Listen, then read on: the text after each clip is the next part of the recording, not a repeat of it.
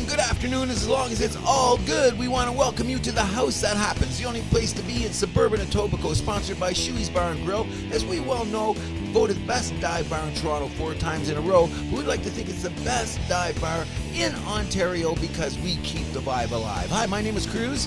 And I'm Andrew Milani. And we're here to talk about the insidious, insane, and idiotic things that make the world go around in this place called sports. How you doing, buddy? Not bad. Just came from a day at work. We're recording on a Thursday as opposed to our usual Saturday morning. I want to just take this a little bit further because to me it just feels like it's almost like Christmas Eve. Because you know Sunday morning when they kick it off, that's like Christmas morning. So we can't have it all at once. We do it Thursday night just to say, you know when your parents just you open that one gift? Yep. Before you go to bed? You get to open that one. I didn't get to do that. Well, towards the you end, know what? Like we would do Christmas Eve at my grandparents at my nonny's house, and we'd get to open their gift. Okay. Sometimes. Okay, yeah, but there was always like one gift to open. Yeah. Well, tonight is the gift, and we got to say one thing. If you don't know who I am for now, Mr. Milani, can you tell us that we brought the logo out tonight? How the beautiful logo that we've got sitting on our table here at Shuey's Bar and Grill. It's the infamous Detroit Lion, and I just want to say one thing about that as an old man about to retire.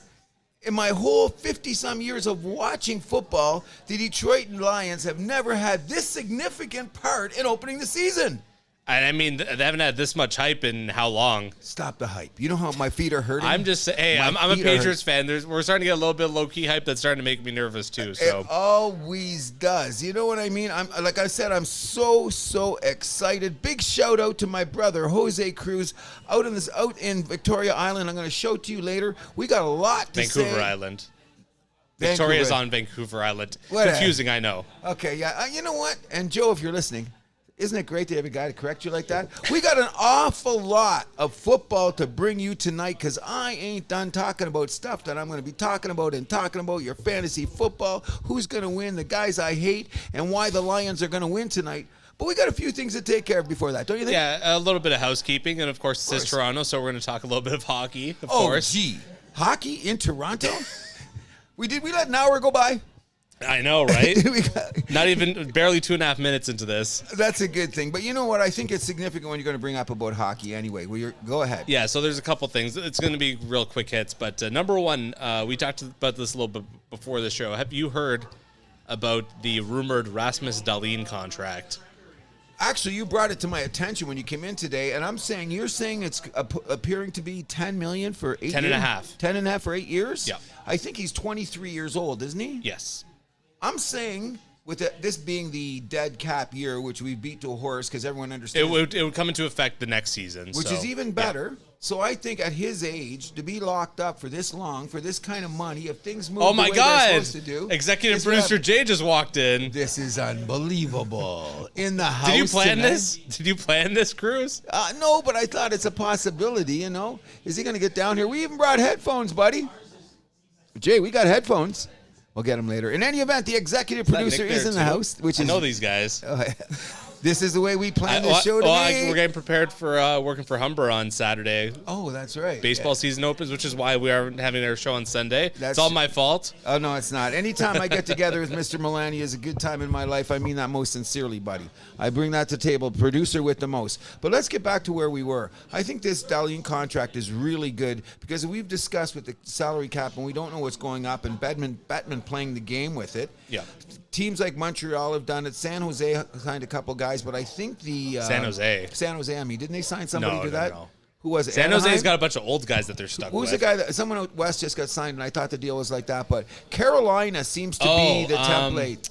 Let me check. You know who I'm talking about now. Yeah, there was a big one that came through the other day. Yeah, that's the one I thought of, and I thought it was Anaheim or one of the two. But in any event, Carolina seems to be the one that's really Ottawa, Jake Sanderson. Oh, that's maybe what it was. That's the one. Okay, 8 mil? Just over 8 mil? Yeah, that's the one. That's what I'm saying, which is another one because Montreal seemed to do a lot of that. And, of course, you know, we keep tabs on the Habs. But those kind of contracts this time. Aren't you worried about when Cole Caulfield leaves to go to Arizona, though, in 8 years? In 8 years? So what? How old will he be then? I hope he's still playing. He's little. I don't know. This is what's like living in Leafland. By that time, Nylander will be playing on a wing for us, okay? Because you guys have given up on him. Just letting you know that, in case you're interested. And No, by the way, Nylander's going right to Southern California. By the way, for all you people out there, I am sitting at the airport ready to drive Mitch Marner so I can drive him to the Bell Center when we get to Montreal. Just throwing that out there. In your dreams. Just saying about here because, but anyways, let's get Or back. you got Nick Suzuki. You got your own young two-way forward. Yeah, okay, whatever. Oh. Whatever. I do like Suzuki, but I wish we had more size. But this is not about Montreal. What it's about is I think these contracts like Dahlin's are really good in this day and age because we do know the salary cap's got to move. Like it's ridiculous. It's projected to move next year and even more the year after. So we're talking $9 million. So let's just Nine say and a half, nine and a half. So I don't believe Bettman. So I'm going to say it's only going to go up. Why should you? Exactly. So I'm going to say if it's 9.5, that you're going to get 6. Is that too low? Projection? 7 maybe. I hope it's 10. That sounds low. Okay, well maybe 6? Let's say like 8. Okay, we'll go with 8. But you know what if it's 10? Like Could the be, possibility, could be. you know what I mean? And Let's see how this year goes before we start to get carried away about the next year. But you know the cool thing about that's what makes these type of contracts even more valuable if you sign them now and the salary cap moves the way that you want to. If it doesn't, well, that's a whole new ball game. We'll discuss that when we get there. But I think it's a good sign. The kid was great. He had a good season. Buffalo is moving forward. They all want a defenseman. And by the way, he's 6'3", isn't he? He's a big boy. 6'1", yes. Big left-handed defenseman. Why not? And the only problem is that they got Owen Power coming up in about a year. I think he'll be eligible to sign his extension, and he could be even better. So you could have two $10 million defensemen. They'll be able to afford it in 2 years because, according to Mr. Bettman, if the salary comes up, the money's going to be there, right? We'll see. This is just all making New Jersey look like geniuses the way they have their cap situation settled. They're the other one. They're going to be cup contenders, for like the next decade. Oh yeah, they've done it well. And look, because all the guys they've done it amazingly. I've read them and Carolina too. But they don't have the top tier talent like New Jersey does. No, and I think they don't have a Jack Hughes. No, and you're right. I forgot about Jersey. Jack Hughes is tied up now. $9 million, I believe. Yeah. No. That on the max as well. But you know what I think about Jack Hughes? If you may be honest, it took him a while to get going. Okay, because remember he's going now. That's all that matters. He's amazing. So you know what I mean? I think that he's the same with Cole Caulfield. Is that first of all, look at these guys' sizes. Mm-hmm. So I think they took the money and ran. You know what I mean? Just in case. Nobody's the size of Matthews. Nobody's the size of Connor McDavid. Nobody's the size of any of those guys. Mm-hmm. So, and anything could happen. Could be right. I'm not, and I hope they play the length of their contracts. Don't get me wrong. I think they will. We're pro seeing the best competition that we could see, but I hope a lot more teams do that because in the future, the more stable your franchises are, the happier your fan base is, isn't it? Absolutely. So that's what I'm saying about. I'm thinking that some of these hockey teams are establishing foundations that are going to really will be good for the future. You know what I'm saying? Yep, that's the goal.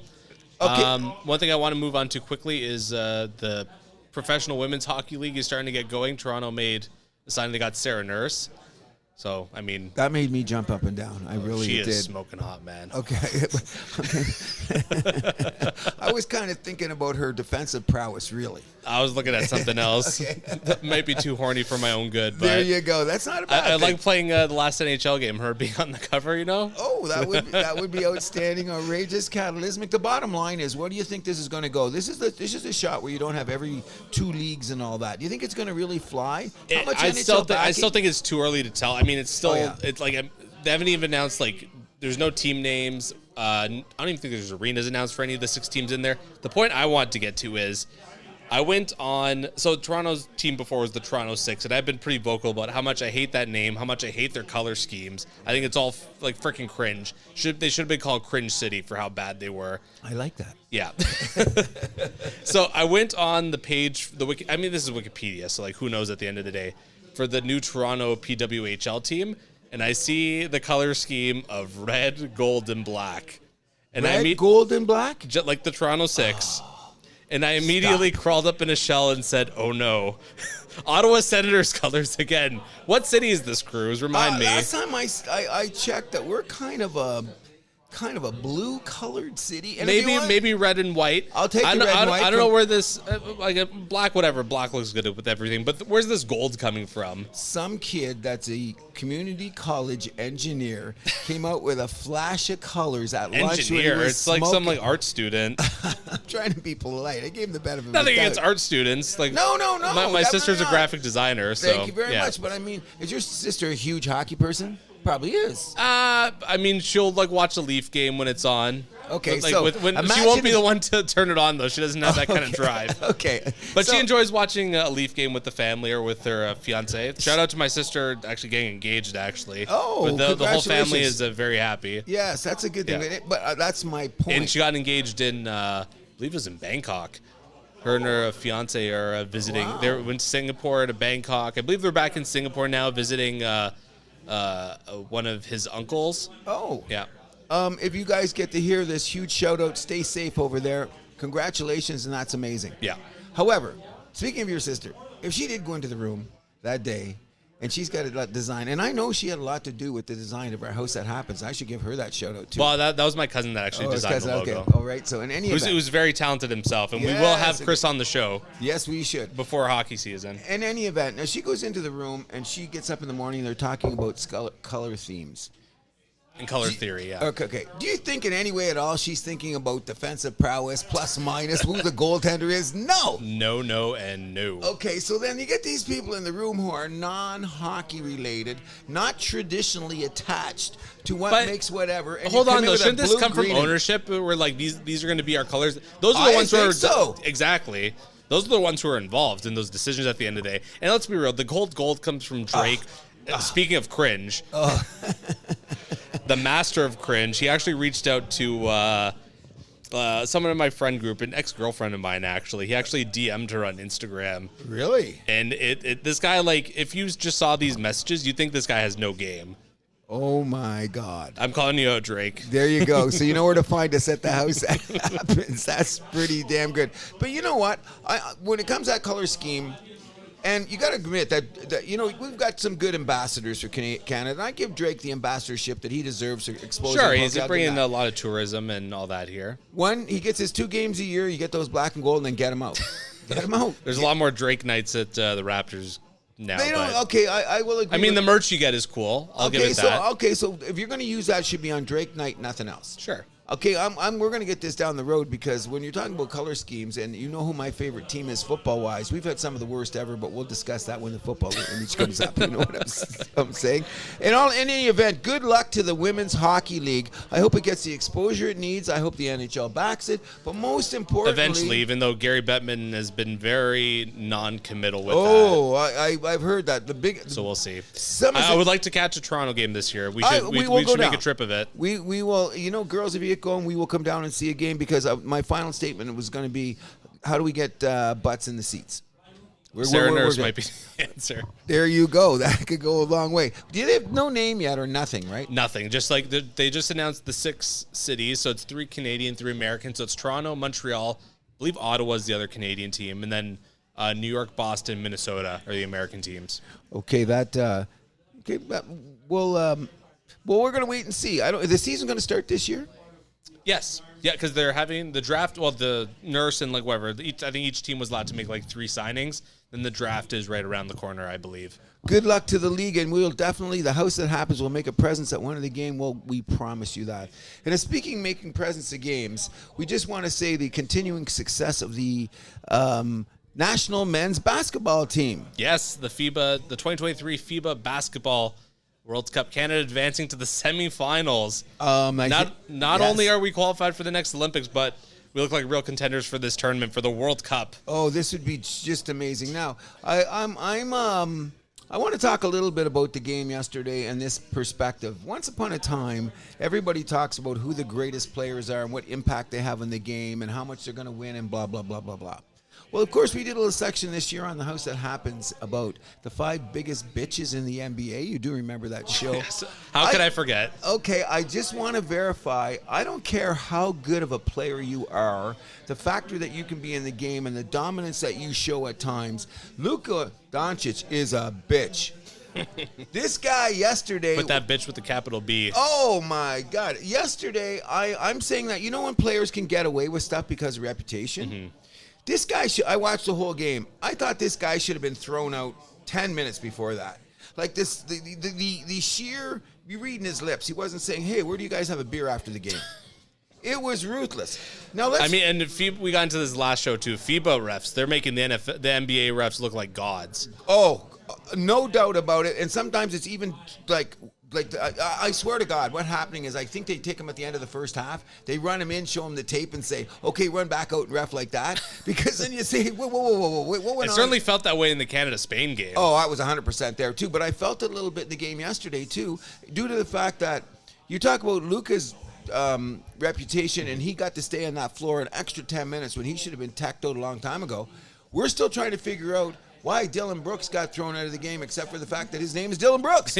Yeah. Well, his reputation precedes him as well, I guess. In a weird way, but okay, they teed him up and got him out of the game.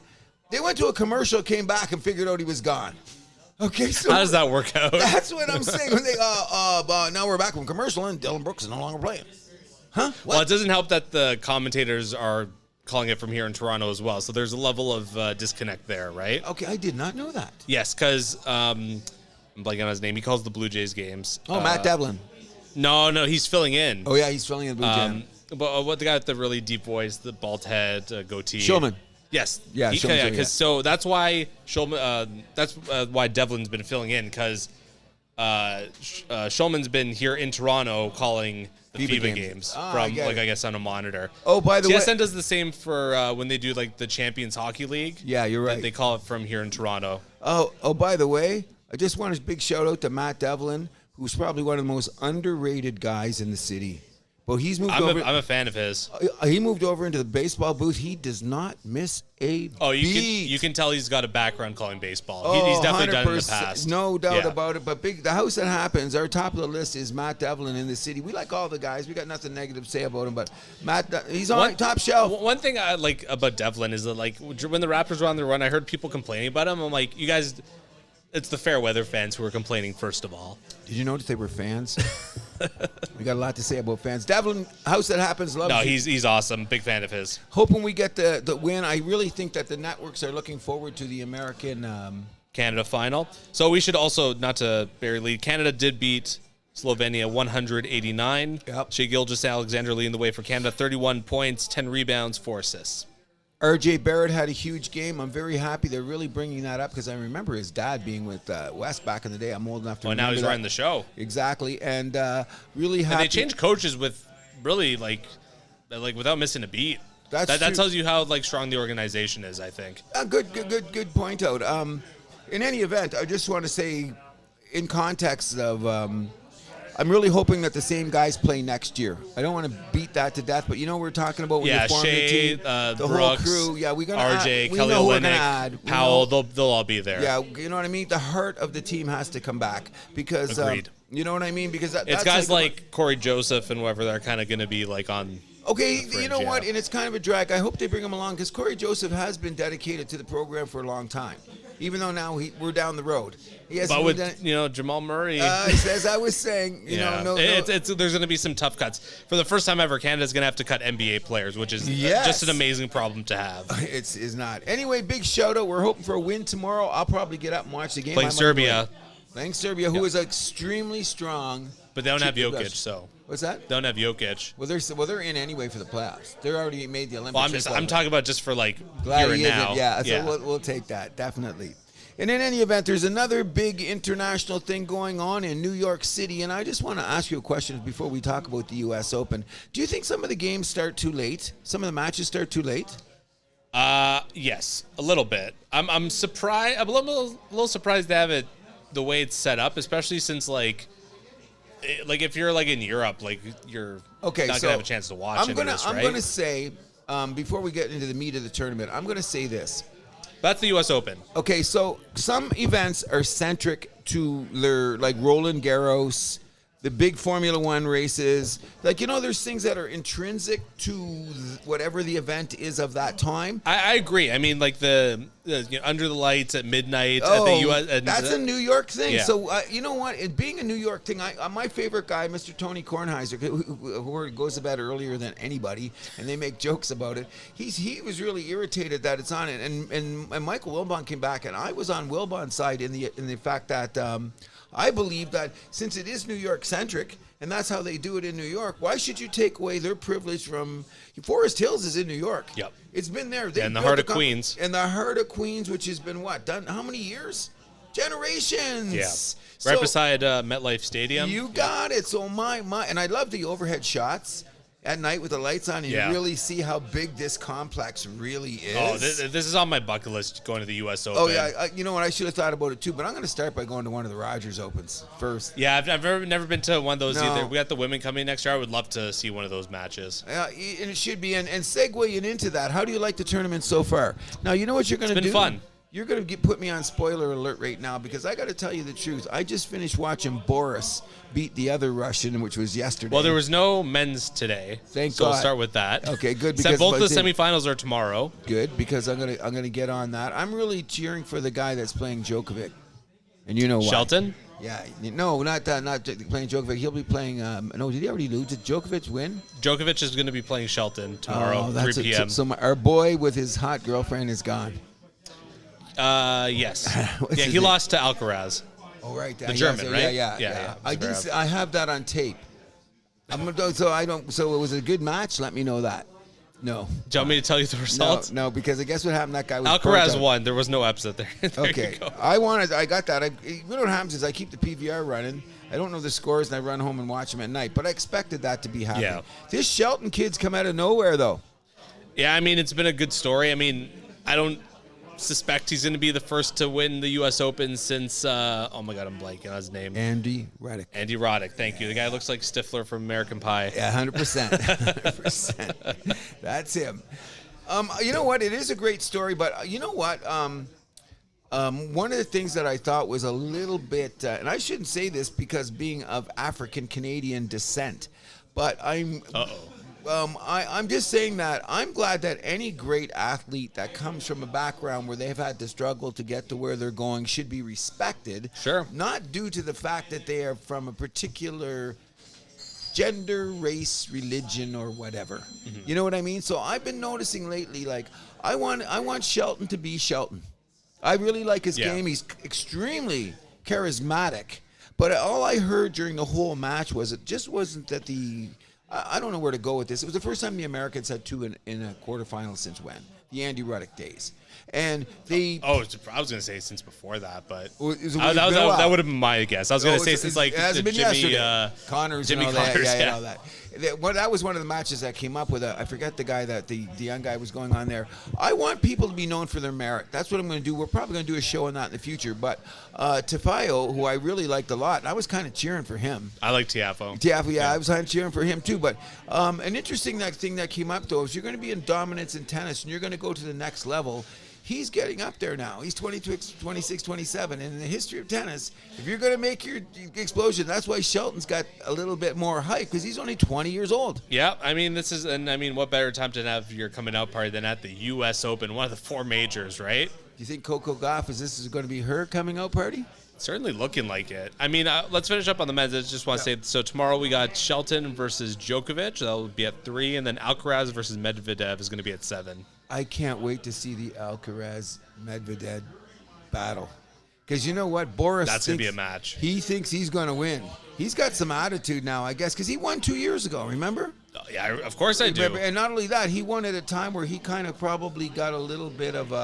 He started off as the villain, and he kind of became the hero as that tournament But went along. Djokovic wasn't allowed to play.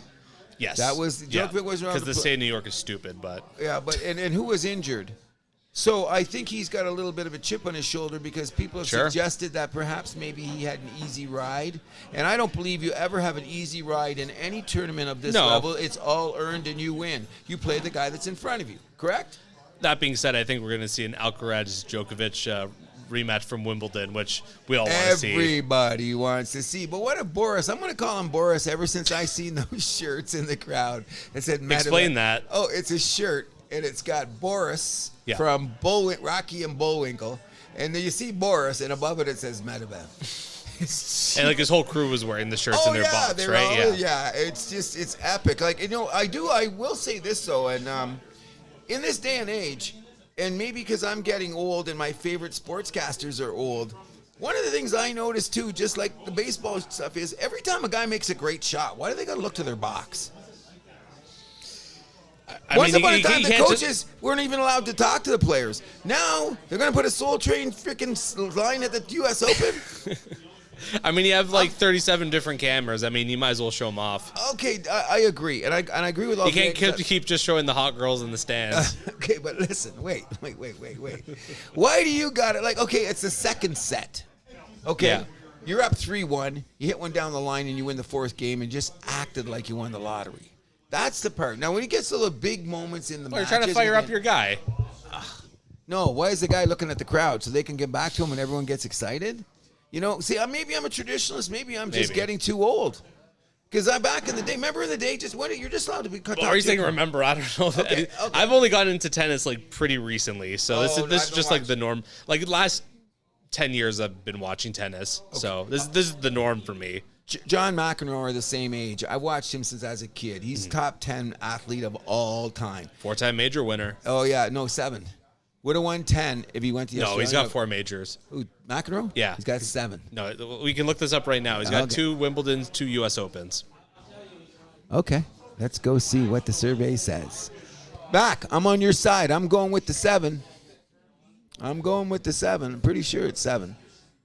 Oh, wow, you're right. Okay. Thank you very much. That's my boy, Matt. I don't know where I got 4 from. Can I say one thing in defense of McEnroe? 3 Wimbledons, 4 U.S. Opens. Yes, and you know why? In his first one, I think he won at 18 or 19. But here's the thing about McEnroe that people do not realize. Okay? He won at 20, his first U.S. Open. Okay, he was at 20. Okay.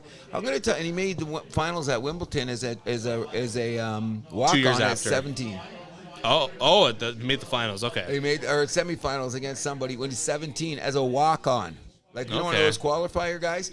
And he's won the Tour Finals 3 times as well. Oh, yeah.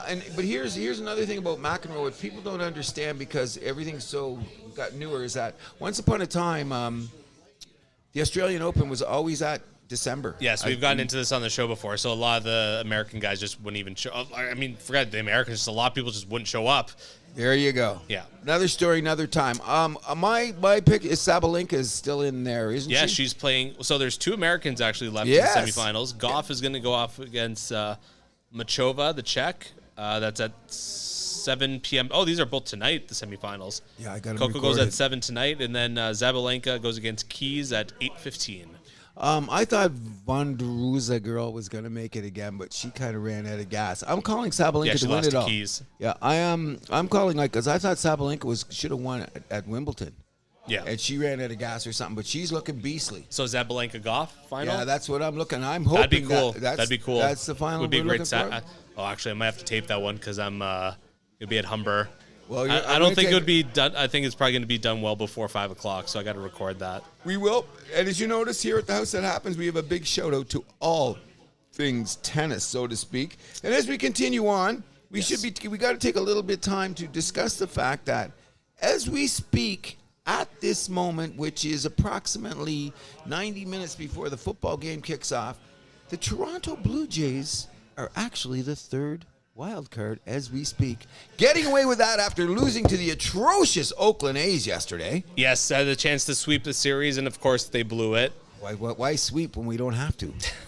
Mind you win the last series, you're going to likely make the playoffs. Which they're doing in the quality start. So can I have one? And also Texas is starting to fall apart. I'm seeing the game on Tuesday, Toronto, Texas. Hopefully another Jays win then. Oh, we'll see. I'm going to give you a Taking text. my mom. Love you, Mom. It's her delayed birthday gift. Mrs. Milani, have a great time. I know your son will take great care of you. I'm thinking, she's gonna be mad that I got good seats, but that's good. She'll be even happier. well, that's just because of me. Well, that's a good thing. That's what moms get. You know what I mean? Third baseline, lower decker bus. Oh, for my me. favorite. That's my favorite place in the whole park. But anyways, before I get on, it would be remiss of me if I had to. How you know, buddy? We could all be. We'll go get you on in a second. I'm just doing our thing.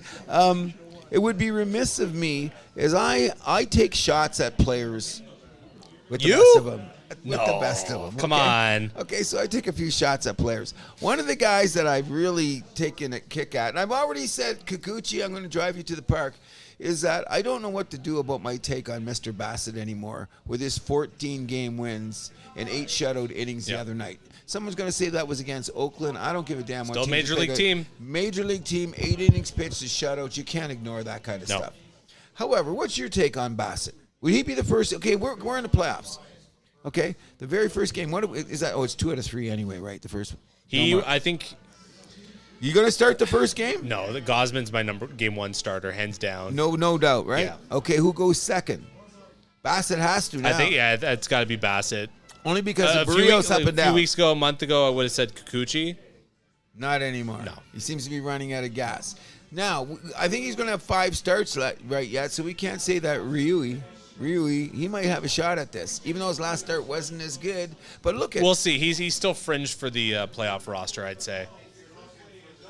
I'm not sure he has a job. You're right, because we'll go with the bullpen guys instead. We'll go with the 4 starters and the bullpen, I guess, up you put it. Because, think about, he's got to pass Barrios and Kikuchi, basically, right? I'm wondering what happened. Especially for the wild card round. He's got to pass one of those guys, but. My take on this is that I don't understand. And I don't see him coming out of the bullpen.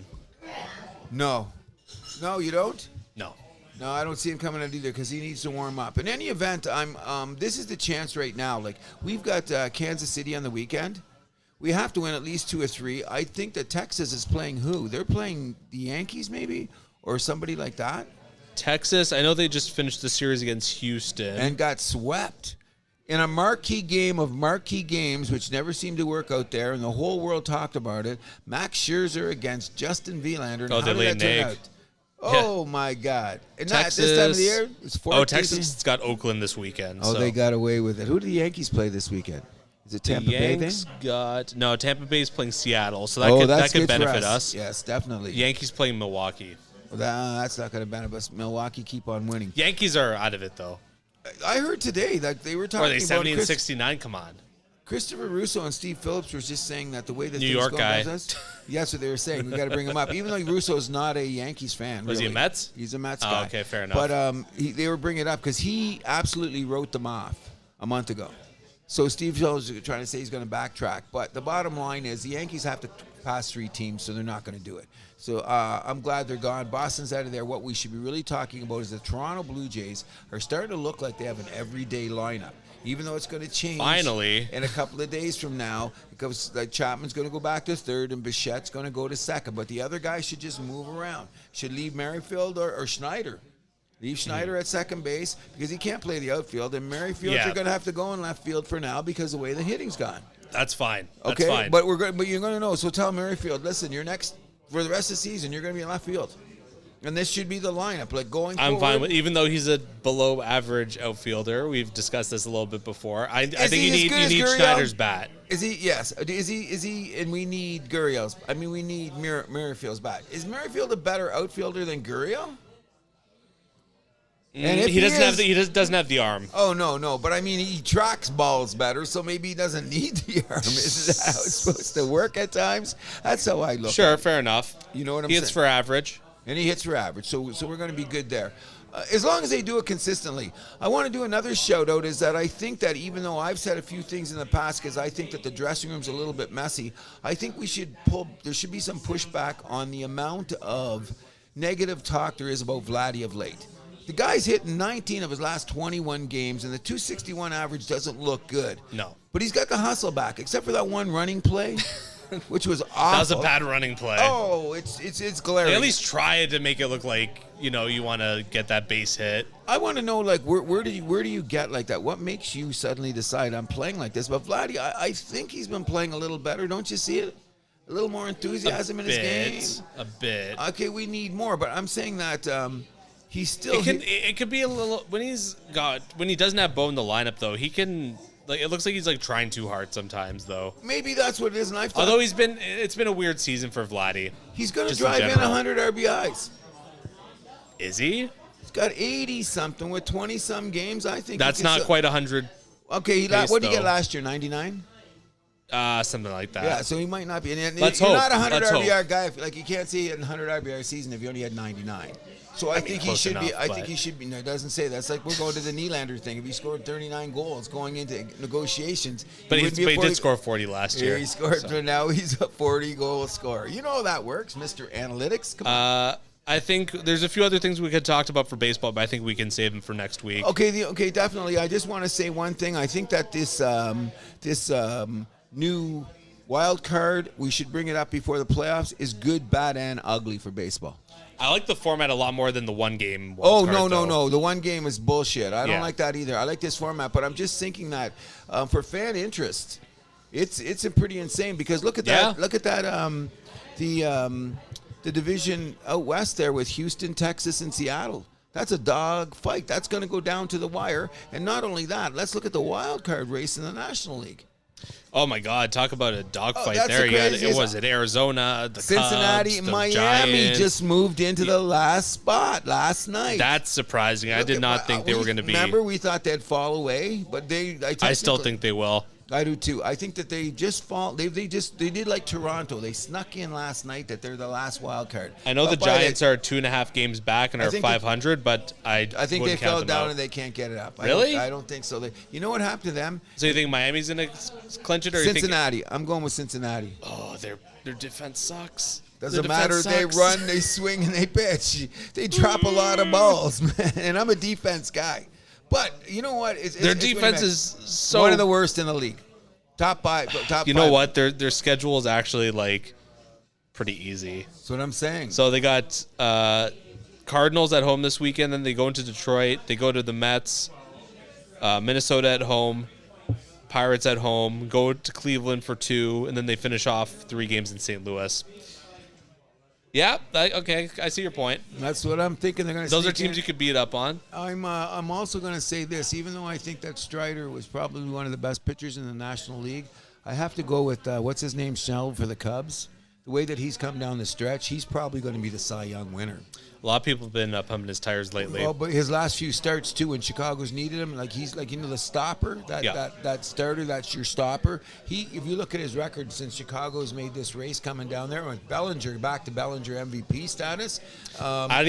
There's just too many guys ahead of him though. That's he won't. But I'm saying he's playing at that MVP status. Sure. That's all I'm saying. But he's not going to win it definitely. You know what I mean? Yeah. Moving on. A quick shout out to the Toronto Argonauts. Won the Labor Day Classic against the dreaded Hamilton Tiger Cats, 41-28 in Hamilton, improved to 9-1 on the season. Do you know that score is flattering for Hamilton? It's actually. Well, I know for a lot of the game they were like the Argos start off with a 17-0 lead. Oh, it was that, and they just didn't look back. And then the Argos kind of took the pedal, and then I think Hamilton scored. I actually watched a lot of the game. And they want to put it down. Now, as football goes really quickly, because we're going to lose our mind in a minute, I want a big shout-out to the running back, Willette, on the Toronto Argonauts for coming in. No, first, we got a shout-out to did we already talk about his contract the last show? We did. Anyways, I'm glad that he's here for 3 years. But when you think about football, because it's such a regimented war, man-on-man thing, I really appeals to me when people bring out stuff to... What would you call it? Accessories and stuff for the game. Sure. Did you see his Thor hammer coming into the Tim Hortons arena in Hamilton? It was epic. Comes walking in, he's got the hammer in his hand. Well, the CFL's always done that way better than the NFL. Oh, yeah, because they let them have fun. Yeah. Let them have a little fun. The NFL recently finally changed their stance on the dances and stuff. Oh, but it took years, and I don't know why. But did you see the fans? Of course, the Hamilton people are just hating it. Of course, but they're supposed to. That's the way sports is supposed to be, don't you think? Big shout out to the Argos, and they're 9-1, 100% though, if you know what I'm saying. And looks like it could be another, like you said last time, Winnipeg-Toronto final. Hopefully, we'll see. We'll get to that. Now, of course, the reason we're here is for the full enchilada. And the full enchilada says this. Football season is about to begin. How you doing, bro? Football season is about to begin. However, before I want to go, I don't know if I should talk about this, but at the end of the show, but I got something else I want to talk about instead, is that for 1 minute, can we just talk about the phenomenon that is now Deion Sanders? Oh, sure. What do you want to get into? Just for a second here, I think that, as I just said previously, and if you listen to the whole tape, sometimes I could trip over myself in trying to eliminate things that are away from the field that affect the field. You know what I'm talking about. Right. So let's not go there. But in any event, we all know that Deion Sanders, he easily one of the greatest football players of all time, first ballot Hall of Fame of all of that. But one of the things that Deion Sanders has always had a reputation for is teaching kids. He's been known that a long time. So they put him in a position where he went down to an HBCU, where he was going to get a start to show that he could coach. Did a very good job at Jackson State, moved up to Colorado, and took a plethora of negative press, people in the game, other coaches, and people in the industry. And some of it was based on stuff that's been happening for the last 200 years in America, which I think we should be trying to push that away. And you know where I'm going. That's news to me, because I thought he was kind of coming out looking like the hero with the whole move to Colorado. No. Really? No, he took a lot of backlash, and not only that, with the portal. Okay, he got his nose in there and snipped a few players. That's the game. Well, that's what I'm saying. I don't think Deion could have got away with this 10 years ago, but he got away with it now. That's the game now, though. You got to play it or you're going to just die, basically. So now what he has done in the first game of the season, he has beaten the team that was in the national championship last year. Yeah. Okay? So I think that if Deion, and Deion's not afraid to say, I'm Deion. They don't call him Coach Prime for nothing, okay? He's never been afraid to say anything. There you go. So when I think that he clapped back a bit at his distractors, I thought it was well-deserved, because here at the House That Happens, we may say something about you, but we're going to judge it on your results, not judging it on you because of factors that have nothing to do with the competition. Yes. That's the best way to put it? 100%. Can we put the period on the sentence in the House That Happens? We will not judge. So I want to say continued success to Deion Sanders. All that other nonsense that has nothing to do with football, I hope it goes away. But most importantly of all, did you see his son play? I did not. His son's a quarterback. Ooh. My God, he was more than dynamite.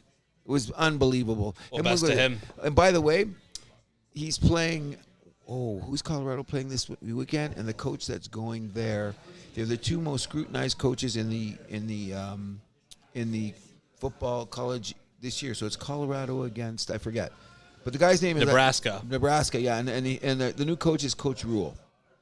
Sometimes he said that he had one of the comments that were kind of negative about Deion. So this is already getting slotted into a big time slot on ESPN nice on the weekend. Spicy. Yeah, it's already the drama's being built, and I think the game got moved up to a more primetime position. In 12 o'clock, 12 noon. It is, yeah. So it got moved up into, and that's not ESPN 2. It's moved into a bracket. So it should be interesting. Makes the game more interesting when we want to. But it's all about the competition, people, first. Yeah. And that takes us perfectly to, I want to get into a little bit about Thursday night games being flexed this year, and we all know why that is. Who's running the show with Thursday night now? Your buddy Jeff Bezos and Amazon. I did not realize when I guessed how much the money was involved. You blew me out of the water. Yeah, I thought it was like $1 billion. 11-year deal, $1 billion per year. I think one thing that we should be discussing, though, is if they're always talking about player safety and they want to flex a big game in, is they're going to reflect the fact that maybe the team didn't play? Because suddenly you might have two, like a lot of players have said, one year, 1 week, okay, but now you're going to make it maybe 2 times a season. You're going to have that short. That's rough. That's rough. It is. Thursday night games always sucked anyways. I mean, have 1 or 2 with real the opener and whatever. I've always been for that, but I don't know, Thursday night games every week, it kind of well, they're saying that it kind of cheapens it a little bit. I agree too, because the teams are ready. But traditionally, what used to happen is my beloved Detroit Lions and the Dallas Cowboys, who people did not want to play on Thursday, they were always prepared every year. They knew that they geared up for this to happen.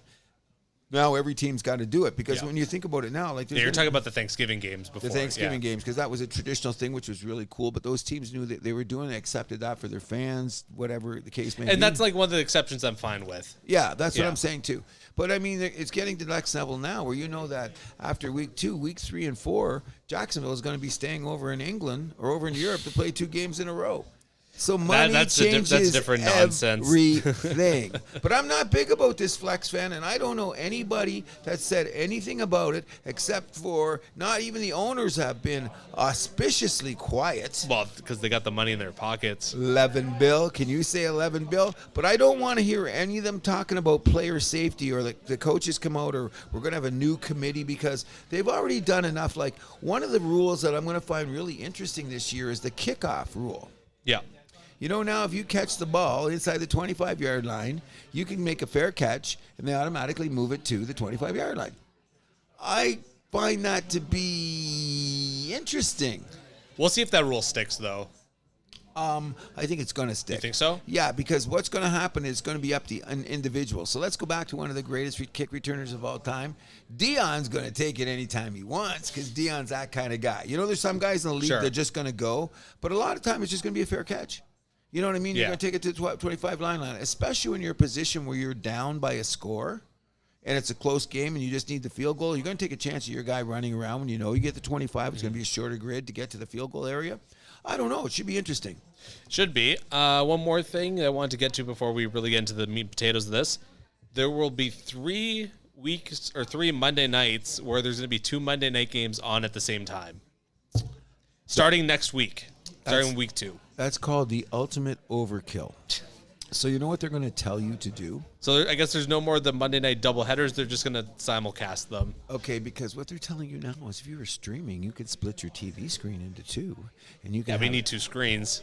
No, I'm not doing that in your screen. Can't they split the screen? That I don't know about that. I never liked picture-in-picture. That's why picture-in-picture sucks. Okay, that's why I went to my present setup where I have 4 screens. So a situation like this is not going to bother me. No. So, but so next weekend we will have, or next Monday, it's going to be Saints at Panthers at 7:15, and then Browns at Steelers at 8:15. That's still a little break. Yeah, but the majority of that game, the majority is going to be out at the same time. I would say less. The week after, Philadelphia at Tampa at 7:15, and then the Rams at the Bengals at 8:15, and then week 14, we have 2 games there on same kickoff time. Wow. Packers at Giants and Titans at Dolphins, both at 8:15. North audience and South audience. Notice where these markets are, where they put the games in. These guys aren't stupid. They like we call it the monolith. That's true. And you know what? Here's the thing, buddy. It's all based on gambling anyway. So if they played in your kitchen at Tuesday morning, people are going to be there. It's just the evolution of the NFL. Don't you agree? Yeah, I agree, but it's just one of those things where it's cheapening Monday Night Football. It's once again proving that Sunday night's the primetime game. Okay, so everyone's been saying that for years. So now what I think they should do is come back is not overkill, is that Monday night was, I think traditionally it's kind of pissed me off because I grew up in the era when Monday Night Football became Monday Night Football. Frank Gifford, Howard Cosell, Don Meredith and all that, the Yellow Jackets, the whole 9 yards. Iconic. Yeah, that's the way it should have been. But like I said, money changes everything, bro. Everything. And I'm not saying it's ever going to get to the saturation point because let me ask you honestly, Mr. Mullane, if you're coming home and there's a football game on, you watching it? Of course you are. So guess what? What else am I going to do? We're not going to try to be hypocrites about it. The only thing that would get in the way of that is if the Leafs are on or something. Oh, gee. Go stand in the corner. How did we get it? Well, if you had one TV. Yeah, okay. Okay, just saying. Not everyone can have a 4-screen setup. I agree with what you're saying. So I get that point there. In any event, what the really issue is to me is the saturation of the game and the quality of it because we're screaming for competition. And if you anyways compromise players that have to get to the field by shorter weeks, flexing stuff in, add in the injuries, like you're doing one thing like doing the kickoff thing, and then the next thing you know, you're going to tell the guys, hey, we'll let you know when we're flexing. Kind of, you know what I mean? Yeah. And how much time do they have before they know that their game is flexed to Thursday? Sunday night. Oh, that's rough. I believe it is because what they're trying to do is they're trying to figure out what the best game to use. You know, just like they flex on Sunday nights. Yeah. Which is okay to do on a No, that's Sunday. fine because but- like you're still playing on the same day. Exactly, but now they want to flex on Saturday. And you know what the real problem is the guys like Mahomes who have come out and said, you're not going to have the 0-8 Carolina Panthers on a flex game on a Thursday. No, it's going to be all the good teams. You got it. So then not only that, you get kind of punished for being as good as you are as a team, which is weird. You know? It's very weird. I just hope it doesn't dilute the quality of the games. That's all I'm saying. But it has on I'll Thursday. Drink to that. I'll drink to that. Okay, but we can't say that's going to happen because we know some of the Thursday night games last couple of years have been duds. It's getting a little better, though. So, I mean, we'll see. It's not like the days where it's like AFC South teams playing every Thursday. Oh, my God. Those were, or like the Jets or something. When they were bad, 100%. I hear you. Do I get to the division picks, or real meat and potatoes? First and foremost, Okay. I think it cannot be understated at the greatness at the beginning of football season. For sure. I know Fantasy, you. the gambling, everything about it. Survivor pools. Do you know I walked into a grocery store and I was looking at a fantasy magazine and I had a 10-minute conversation with a guy I've never known in my life and will never see him again? That's football, baby. That's what football does. Or you know, I've been going down the streets and as you know, I might happen to be wearing some Detroit Lion gear on occasion. I got people yelling out of the cars at me. This is since Saturday of our last show. What are the Lions going to do, buddy? Hey, the Lions are going to get killed. Lions, come on, man. And you just, what do you do? Walk your dog and you wave, right? But the intent. What else are you going to do to the passersby? But it's really, that just tells you the level of intensity or fandom involved in football. Yes. That people, and we're one of the, we'll get to that in a minute, one of the most overhyped things that go on before you even play it down. That For people like the last yelling 6 out, months. All you've heard is Lions. and it's coming out of the windows at people. It's making me very, very nervous. But I must say this: the Not used reason to the spotlight, eh? I'm very, very excited that this is the first time in my life that the Lions have ever had a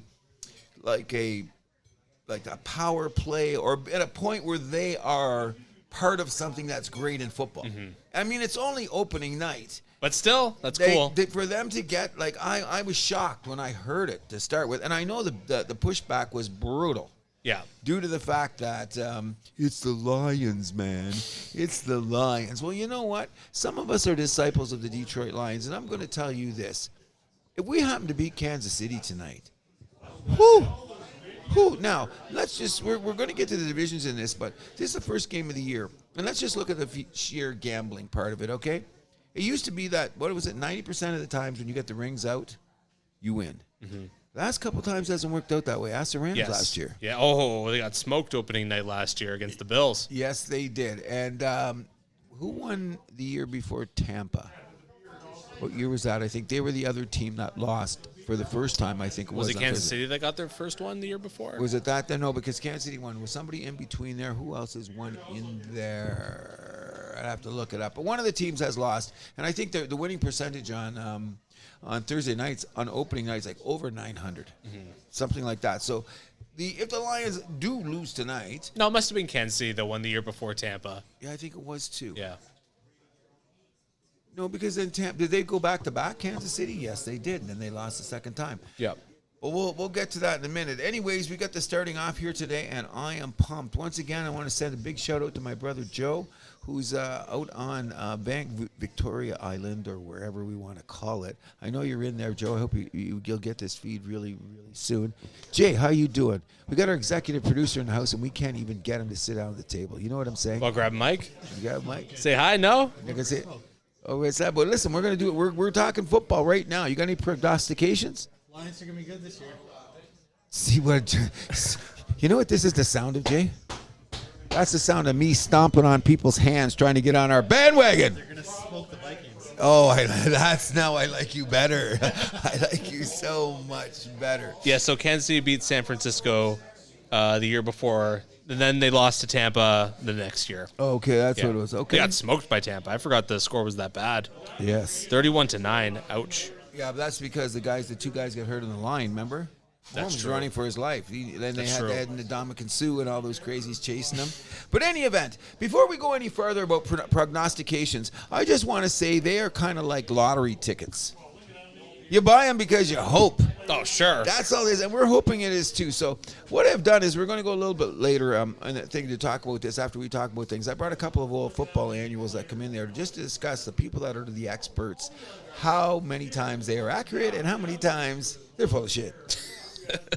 So when you get down to the house that happens, we can either be accurate or full of shit. Well, I know one of my favorite YouTubers, Urinating Tree, he does his annual football predictions, and whenever he says a team that's like a kind of a little bit of an upset to win a division, he calls it the kiss of death because it ultimately does not occur. No, and I will agree with him. He has a horrible record with hot takes. Well, but Tree, you're awesome. One of my favorite YouTubers. I think you'd enjoy his content as well. A lot of football, a lot of hockey. Okay, he's a Pittsburgh guy.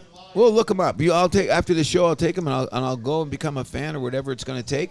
But let's go now. What we really want to do is this is the house that happens where we're going to put down on paper what Mr. Milani and Mr. Cruz are going to prove to be some of the greatest takes in the football season of 2023. Now, Mr. Milani, if you remember last year and if you check the tape, no matter what we predicted, who was going to win a division and what was going on, what did I say was going to happen no matter what?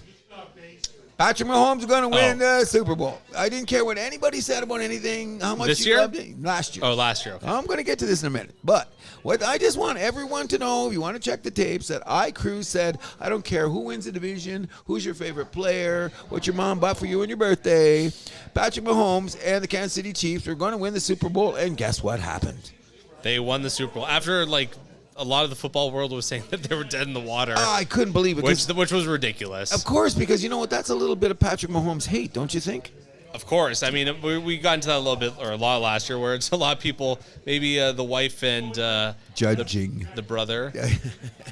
My friends they made in Mexico from KC would might agree with that. That was reason. crazy when you told me about that. But in any event, we're going to run down the divisions. We're going to run down who we think we're going to make the playoffs. Ultimately, we're going to run down who we want to say the Super Bowl. I guess we're going to start in the AFC, correct? Yes, AFC East. I have Buffalo winning. No surprise there. I have Buffalo winning too, but I do believe, if I may be able to say something, that this may be the toughest division in football. I'm going to call that out right now. I'm going to make a couple notes. One thing to consider is that Nothing good comes after but. the strength of schedule, the AFC East, all these teams are towards the bottom. It's the hardest schedules that they have. Why? Who are they playing? The NFC West? I believe so. No, I do have. They have one of the harder schedules. Yes. So they play. And when they cross over, They play NFC East. So there's some good teams in there, and they play NFC East, and AFC West. NFC East, and AFC West. Yeah. Ooh, that is going to make for a tougher Spicy. schedule, which isn't going to get to at the end because I don't think anybody in the league is going to win 14 games this year. I really don't. I don't think so Maybe either. I think it's going to be far too tough. What do you think of the rest of the divisions in your Patriots? Ooh, okay. So I guess I'll just say this now. I think Miami's going to be a big disappointment this year. I think they fall back. I think they are going to fall back too, and I don't know why. It's just something. I don't know. I've always hated Miami. It just seems to be something like I hate the Dolphins too. So well, much. maybe that's why we're being a little bit I'm prejudiced. a little biased because I'm a Patriots guy, and we could just never win in Miami. But And kick them in every other time you needed to, which Yeah. it didn't matter. The reason I think they're falling back is because I think the competition in the division alone is going to be tough. You can't get away from the fact that the New York Jets are going to make a difference. And look at already, they're Monday night against Buffalo. Look at the first Monday night game of the year. That's mega already. First of all, it's a division game. It could have something to do with the end of the year. So people always remember this in every sport. Every game matters, especially in football. yeah, and I guess I'll say it too. I'll just throw it out there. I think the Jets are going to be one of the wild cards this year.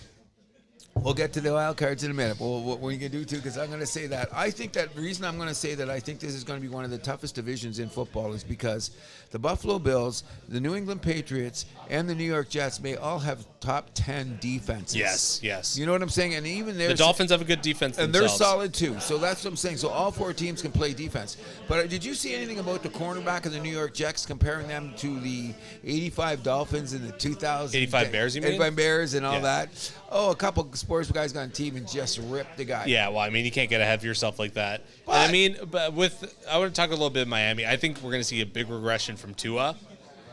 Really? Yeah, I think we are. Because a lot of his numbers last year, like, he only played the first half of the season. Wasn't there for a lot of the tougher games that the team had. Yeah, point well taken. Yeah. And I mean, like, and health with him is always going to be a concern. Well, I think the only thing that's going to hold back the New York Jets, and I always say this, no O-line, no football team. So they haven't played it down. That's the big problem with their team. Well, we don't But they're know. stacked in every other position.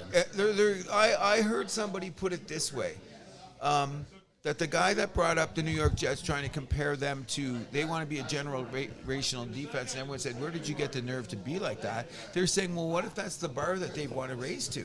Sure. I've never looked at it from that point of view. I thought that's a little bit cocky, but I mean, if you're going to set a bar where you want to go, why wouldn't you set it with the greatest? I mean, when you're going to say that before you've even, taken that first step, people are always going to, question it, right? So we'll see. Okay. Week 1 against Buffalo, that's going to be the first real test. Here we go. So anyways, we're predicting both of us are calling the Bills to win the division. Yes. Okay? The North. Okay, we're going to go to the NFC. We talked a little bit before this, before the show. We have different opinions because I have Cincinnati winning the division. Okay, I don't. I have Baltimore winning the division. Okay? Not bad pick. I'm going to say this because what has happened is Baltimore's defense has always been solid. They've tightened it up because they had a few holes last year. And I really believe that Lamar wanted to play every game, but I'm going down the stretch with that money.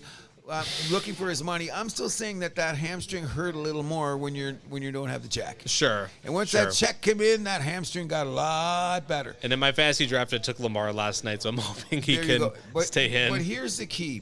They got Odell Beckham Jr. Yes. They picked up, and they got this kid Flowers.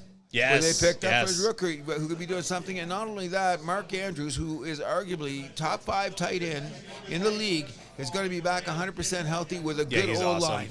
A good O-line. So that's the reason I'm going against them. As a matter of fact, I'm even saying this. Joe Burrow has not played a lot this year in practice, and he's going to come out and play Sunday. You have to have some reps. So he's starting the first game off as a division game, isn't it?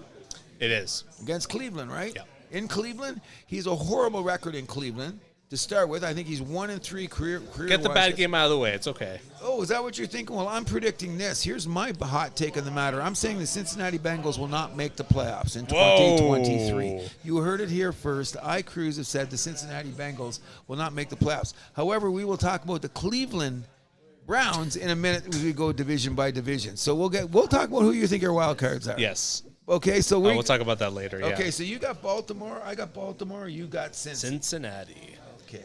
AFC South, I have the Jacksonville Jaguars. That's the easiest pick of anything you're going to do. Yeah, because my thinking there is like I think the wheels are really going to fall off for the Tennessee Titans this year. I think they're going to be a trash team. I think the problem is it's going to be because of Tannehill that they waited on him for too long. So are they going to waste that defense? Yeah. That's what I'm saying. They're going to waste oh my God, what's his name? Henry? He's at the point there where like, when's the drop off going to happen? Well, all numbers when they said the running backs, and we may put this out to the latest, greatest analyst, one of them out there, Miss Mina Kimes. She's got the running back thing down to a yard. Oh, and she's talking a lot of good things about my Patriots, which has me nervous this year. But and she's not always right, so just think of it that way. But anyway, we'll see.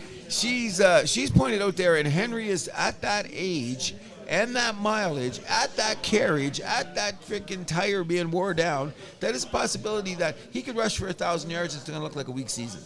Sure. Because first of all, he doesn't catch anything. Yeah, that's a big problem. Okay, so he doesn't come out of the pure back. Running back. He's just a pure running back, and he's getting beat up. So I'm not saying that they're going, and nobody else. Because another thing is, the Colts and the Texans are both running with rookie quarterbacks, and we know what happens in the history of rookie quarterbacks. You might make. Houston, even if they had a veteran, I would still say they're going to be trash. But I think they're going to be a little bit better because people don't respect their defense. Fair. How about their offense, though? Can they score 20 points a game? Wait. See, nobody's played it down, remember? No, it's true. Nobody's played it down. So they're nothing impressive, though, at least on paper. No, the Indianapolis, settle the Jonathan Taylor situation, please.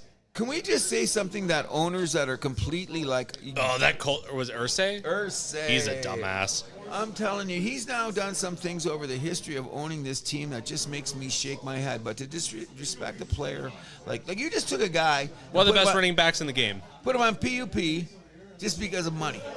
And you don't have enough. Yeah. You know what I mean? I know there's just some salary cap issues, but to me, this is one of the dumbest moves I've ever seen from a team that has a rookie quarterback that they're going to expose, and they don't have a guy like Jonathan Taylor behind him to protect him. There's been a surprising amount of people on sports talk radio saying that that's not going to be a problem. It's like, are you sure about that?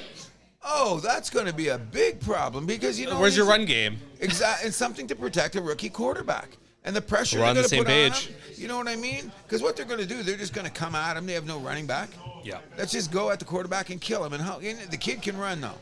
Here's another thing I was saying about that. Richardson, you may be good someday, but guess what? How many starts did he have at Florida? Not many. So that's what I'm saying. But, I mean, they're comparing him a bit to Cam Newton, who didn't have a lot. So maybe we'll see. There's a comparison. We'll see. We're going to see. So good luck. I don't think anything else is going to come out of the South except for the Jaguars, except for the fact that it's going to be the advancement of Trevor Lawrence being a top 5 quarterback in this league. He's on his way. Yeah, the London Jaguars. Jacksonville Jaguars. The London Jags. Soon to be the London. Sure. So we AFC West, I'm obviously going to pick the Denver Broncos. No, I'm kidding. It's going to be the Kansas City Chiefs. I agree, too. And we're going to vote who's going to go in there. But I heard something this week, and I hope that you heard it, too.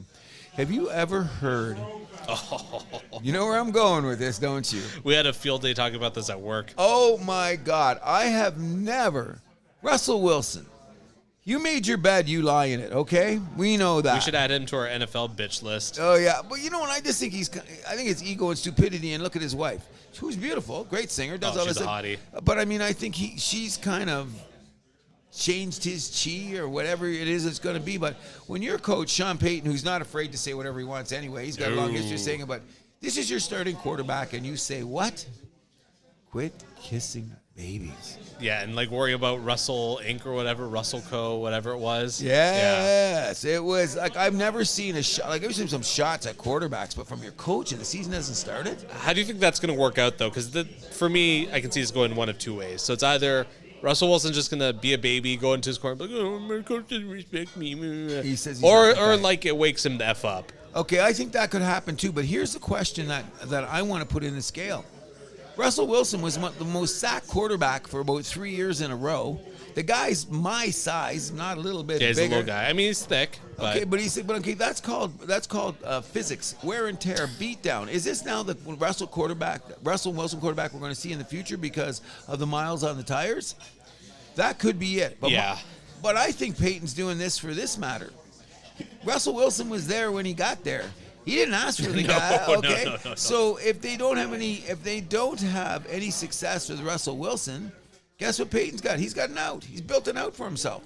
You must have heard some people on talk radio must have been saying that this is Sean Payton's out. Because say they go 7-9 or 7-10 or whatever. He's going to say because my he can't come back with Russell Wilson again.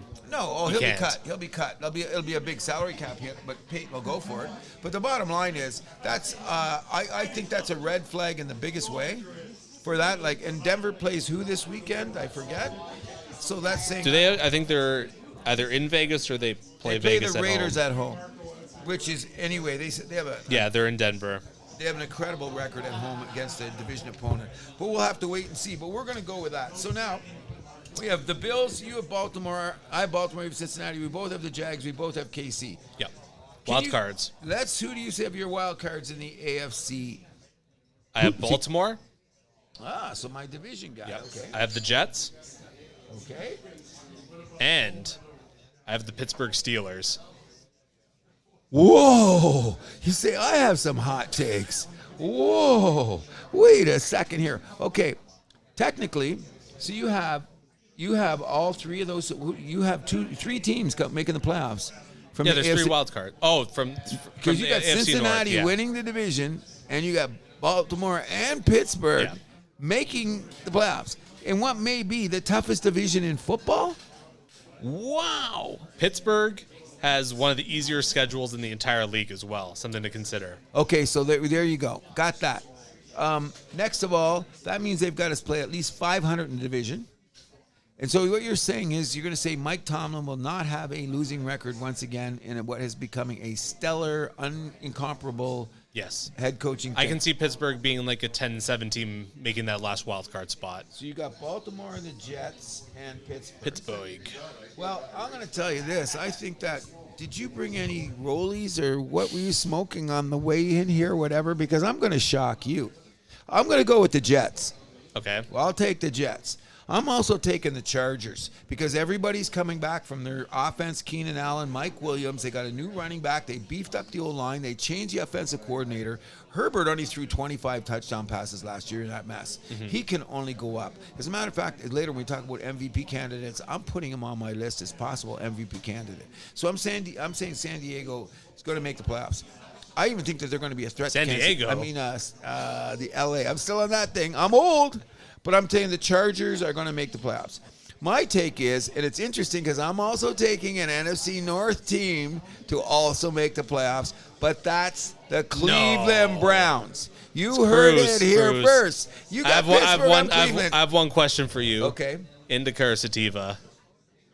I'm always a sativa guy. You know that. Okay, I'm going to explain this to you, okay? That would explain these crazy thoughts that you're developing. Okay, wait. Maybe it's a long-term thing, but let's discuss this, okay?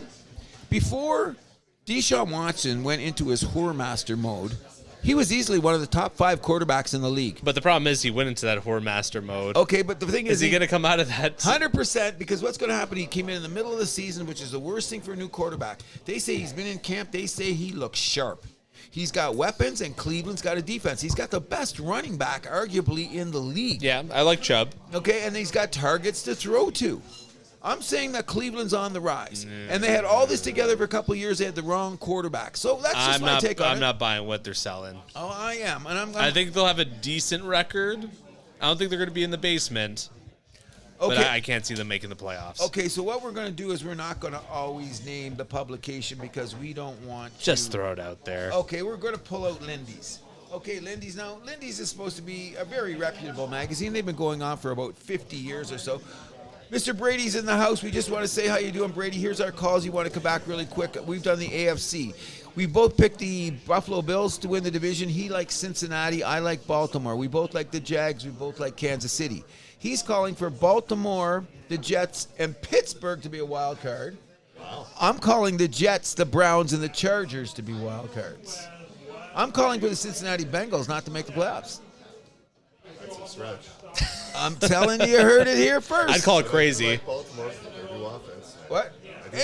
And they got the defense. Their defense is solid, so I'm liking there. But I'm saying Cleveland has been too good, had too many pieces too long, but they've never had the quarterback. And if Deshaun plays half as good as they expect, I completely agree with you. I concur. Thank you. I think Cleveland could be something. But that's the reason we're doing the show. Absolutely. I mean, and we could both be completely wrong at the end of the day. But I'm liking my hopefully not nations from last year. So we go. What was I going to say before Brady came up here? I was going to say something about the whole Cleveland thing. Well, maybe it'll come back to me. But that's some interesting picks. We're both high in the NFC North. Yes. With a tight schedule, but let's go and let's see what happens. NFC East. I have the Eagles. Shouldn't be a surprise. Eagles all the way. Eagles arguably the best team in football. I agree. And you know what they've done that really blew me away? They've lost 6 starters on defense. Got 2 guys from Georgia and 2 guys from Georgia that could have played last year, but they couldn't get on because they had too many good defenders as it was. This defense could be better than it was last year, losing 6 guys. Maybe. So we're both taking the Eagles. That's a gimme. NFC North. Come on. Look at the logo on the table. What do you think we're doing here? I have the Detroit Lions. You're going to take the Lions? I took the Lions. Oh, bro, thank you very much. Now it's making me more easy. I'm not kicking you off the bandwagon. You're okay. Come on out and jump along. But the Lions, the reason we have to talk about the Lions is that stretch down the last year. They had a horrible they look like start, one of the best teams in football coming down the stretch. Except for one thing. We gave up 240 yards rushing to the Carolina Panthers in 10 minutes. Yeah. That was our season. That was a stinker, yeah. We win that game, we're in the playoffs. I mean, that scares me about my beloved Detroit Lions because we are the masters of snatching defeat from the jaws of victory. Well, I want to get to that because I disagree with you on that front. But, Really? About yeah. my Lions? Well, about the best team at snatching defeat from the jaws of victory. Okay. So you have another candidate. Yes, I If do. they're better than the Lions, damn. The NFC South. The NFC South, I am predicting the Atlanta Falcons. And that's my pick for the best team to snatch defeat. Really? Yes. Oh, They're notorious. Look at that team's history. They've just always done that better than anybody. they'll have the Super Bowl forever. Oh, because that dome, they'll, and cheap concessions. yeah, oh yeah, Yeah. but I mean, but the think about it, the way they lost to New England, in the Super Bowl, will we ever recover from that? How can you? As I say that with a big smile on my face and my Of course. Patriot shirt You know, on. Is it what top 5 fall downs of all time, if not the biggest fall down? Yeah, it might be the biggest fall down in all sports. Of all of At least sports. in North American sports. We still can't. We still got to look at Seattle and that freaking Marshawn Lynch debacle. But they should. That was one play, and they were down. And they were down. Yeah, Yeah. but that was one play too, where the tight end bounced it off his legs. Yeah. Which got them there in the first place. Which everyone forgets about that play. But who it's do you okay pick? because we got that made up against Atlanta with Julian Edelman. Somehow There you keeping go. that ball. Come back. That's right. Do you? Who do you? You like Atlanta in the division? No, then I like eh? New Orleans. You like New Orleans? Yeah. Okay, we got a New Orleans over there. New Orleans is supposed to be, a lot of people are picking up. One of the things that people realize, and I actually picked him up in my draft late, was Camaro? no, Michael Thomas? Michael Thomas. I took him in my draft last night, too. They say he looks sensational in camp, and he's already got chemistry with Carr.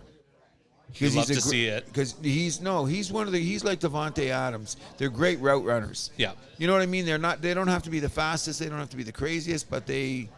I'm debating if I should start him or McLaurin in fantasy as my flex, but Oh, McLaren, I would no, definitely from Washington. Yeah. Because he's more of a number one. Well, you'll know after the first game. that's I got a true. couple That's guys the first too. week of fantasy is always the worst for that. Yeah, because you don't know until what you're going to be until you get there. So you got Atlanta, New Orleans. I got New Orleans. You got Atlanta. Yeah. I got Atlanta. So who you got in the West? This one was a little bit of I was going up until like the last minute, but then the big signing really sealed it for me. I'm going 49ers. How could you not? We got. And they have a surprisingly easy schedule. Yes, they do. For a division winner. Yes, they do. But they're also playing the AFC South, aren't they? Isn't this the crossover? Well, there you the go. West, it's something like that. Whatever the crossover, it's pretty good for them.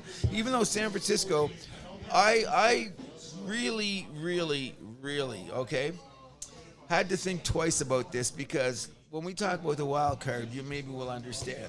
So who are your wild cards in the NFC? I have Seattle. Okay. I have Dallas. Okay.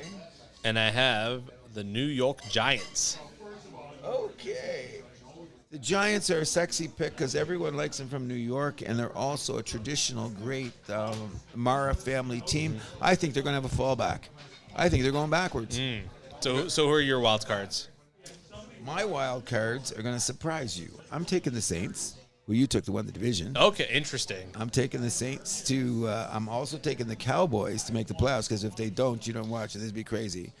But here's. I want to say something about the Cowboys after this. Oh, but we're finish your gonna picks. lots to say about those schmucks. Okay, and my third pick, which is going to be also the comeback player of the year in the NFC, is going to be the Los Angeles Rams, and the jersey I'm wearing right now is going to be the comeback player of the year. And you heard it here Really? first. You heard it here The first. Rams? Rams are going. They won the Super Bowl 2 years ago.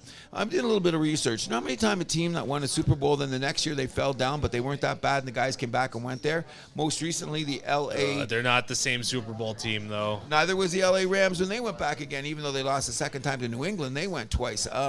Let's go back to the thing. I still think I think the Rams sold everything they got to get to that Super Bowl 2 years ago. I think they're gonna be another. It's gonna be another season in the basement. You think so? I don't think they get to 6 wins. Oh, I'll bet you that. They're going to play 500 at least. I'm just saying, here's what's happened. Even without Cooper Kupp for the first few weeks. They're saying they got some issues with some wide receivers. His wife said something on a podcast which she shouldn't have said. Oh but no! Yeah, that's always the best, isn't it? Yeah. Well, she came home and said, Maddie's been saying he's having trouble connecting with his wide receivers in practice.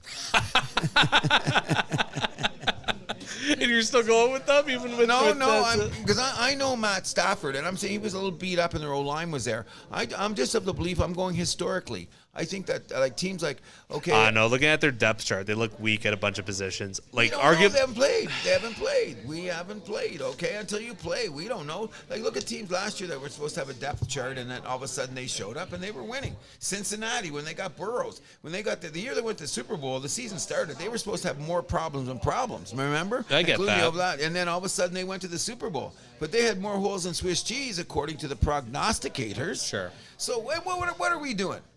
We're prognosticating now. Trying our best. Now, what's going to happen is when my boys hear the podcast, the first thing they're going to say is that I'm Matt Stafford-centric.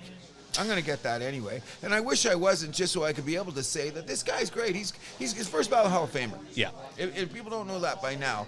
But I'm really First ballot? First ballot Hall of Famer, he better be in there because when he wins the Super Bowl again this year, because Sean McVay is a great coach, and you could never underestimate what a coach can do in a dressing room.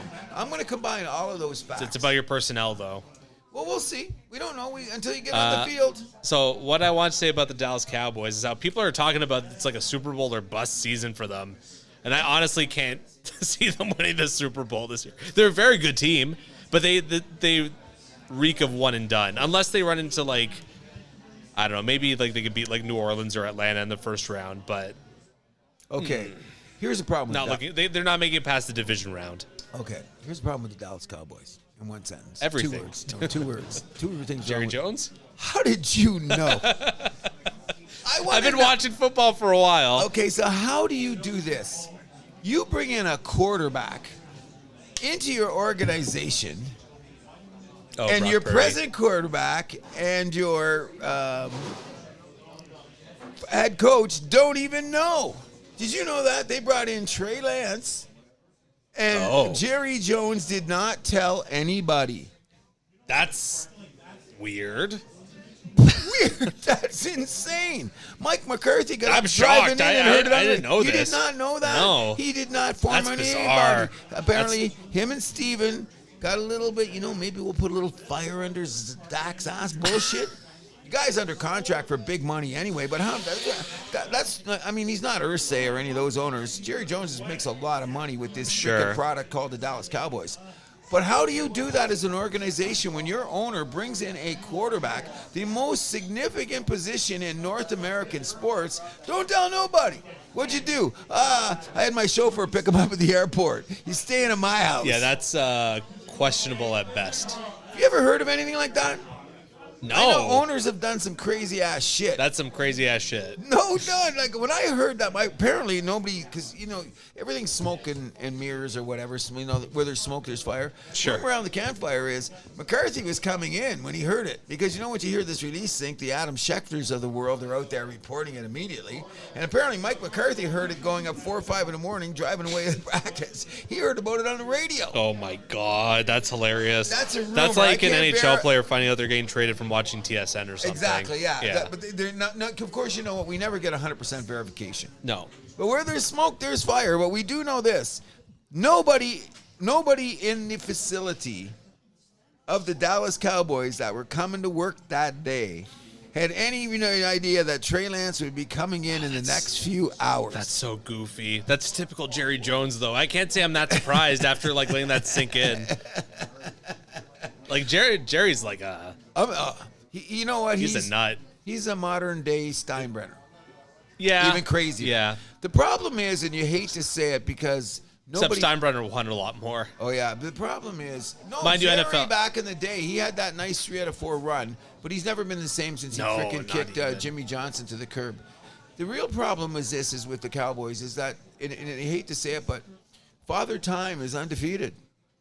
Jerry Jones is 81, 82 years old. Yeah. The old guy wants one before he goes. You know what I'm saying? And I hope he lives till he's 90, 100, because he's the entertainment factor he brings to the NFL. But... Yeah, had a great guest spot on Entourage back in the day. Oh, yeah, that's what I'm saying. But that's his ego. He's, like, sometimes... Like, why don't you ever see... Robert Kraft doesn't have his own television show. No. Alfred, what's the guy from Atlanta? The big guy, not Blunt, whatever his name is. You see him on the sidelines. Well, neither of these guys also own the Dallas Cowboys. I don't know how Dallas Cowboys ever... Well, maybe at the end of the show I can explain that, but I can never understand why, how the Cowboys are, everywhere you go. I'm sick of them America's already. team. What did I tell you when I went to Muskoka last week for 16 days? One of the things that irritated me, I seen almost as much Dallas Cowboy gear as I seen Toronto Maple Leafs. Well, I mean, Ontario, it's like for a lot of you old guys, it's either Steelers or Cowboys. I hear some Dolphins. Still the Dolphins were there too. Not as many as Steelers, Cowboys though. No, and you know what? And back in the day when they played each other in those big Super Bowls, I always cheered for Pittsburgh. Believe it or not, even though I was a Tony Dorsett guy, Steel just curtain. like this. Oh no, but it was more of the blue collar thing because Dallas back then was already getting that reputation of their shit doesn't smell. Oh like yeah, that kind of stuff. And even that. Well, I mean, the America's team moniker was already on them.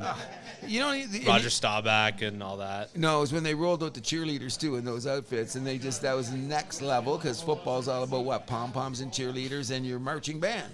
And Dallas just did up better than anybody, which God bless them. But like Dallas Cowboy, their cheerleaders, didn't they have like their own movie too? Something like that, yeah. Yeah. Did all kinds of crazy shit like that. But before we go on, there's other few things I want to talk about the football and procrastinations. Who do you think, if you have candidates for MVP? So I put down who I think is going to win it. I think, okay, who do you think? So this team, they're contenders, but they're not getting nearly as much attention as they had in recent years, especially last year.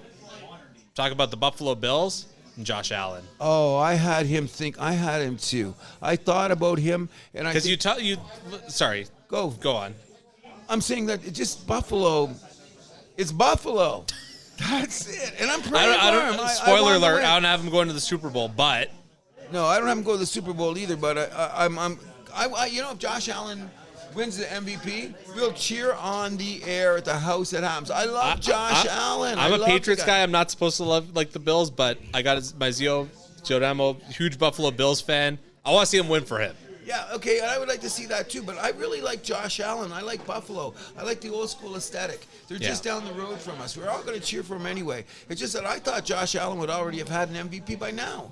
Fair enough. Okay. Same. I mean, last year was looking like the year until the last third of the season. Do you know that I read a statistic lately? By now, if a guy like Josh Allen doesn't have a MVP, they usually don't win a Super Bowl. Ooh. So when you start talking about this year and these kind of seasons, you go back on it, you start talking about the greats. Joe Montana, Troy Aikman, Tom Brady, Terry Bradshaw, Kurt Warner. Mm-hmm. All these guys had these numbers in their first 5 years, and when they got to this time, they all were in a Super Bowl. Yes. He's won what, 2 playoff games?